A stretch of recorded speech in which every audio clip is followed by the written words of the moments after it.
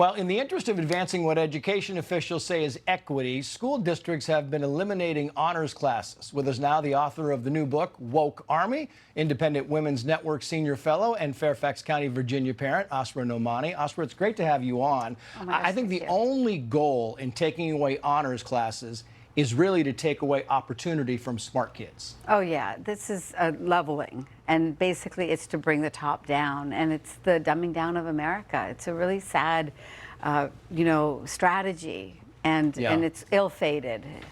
Here's what I think. In Culver City, when they did this, I read this and I thought it was worth putting up on the screen because it's like we're going to use all these big words and nobody's going to understand what we're talking about when we here's the draft of the executive summary, right? Yeah. While our equity definition served as a springboard toward the development of 4 overarching goals. These goals represent our commitment to ensuring equity as an organization and express a high level of intentionality to support students, parents, and staff members. In addition to identifying our four core goals, action steps were developed using both quantitative and qualitative data sets. They said nothing. There is nothing here to be said or seen, and they're just going to say, well, what else can we throw in there to make them? So now we know why they don't want English honors, because they could never get in, right? Right. So these guys need their own remedial English class themselves. I mean, this plan that they had from 3 years ago is basically a war plan for this elimination of anything intelligent inside that school, and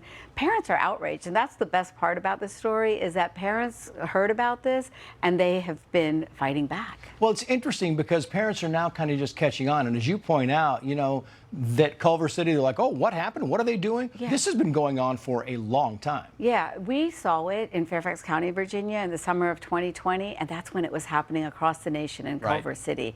And so this is a long plan, and you know what these social justice activists call themselves even? They call themselves equity warriors. Yeah. So they know it's a war, and so we've got to take it on like that and win it. We just did a story on Illinois schools. There were 50 Illinois schools that 0 kids are reading or doing math at grade level, and then another couple of dozen where 0 kids. And this is hundreds of schools across the country. I mean, these schools where 0 kids are reading and doing math at grade level. Yeah, it was just breaking my heart because, I mean, you remember reading. You remember loving reading. And what does literacy bring you? It brings you not just reading literacy, but health literacy, political literacy. Everything that we claimed that we were wanting in citizens, we are erasing when we take away education from these kids. Yeah, it really is amazing to me. And lastly, I just would have to say, do you think the pendulum is maybe shifting back, or is it going further the other way? Oh, it's a multi-million-dollar industry of consultants. They came to Culver City, they're in Fairfax County, they're all across the nation.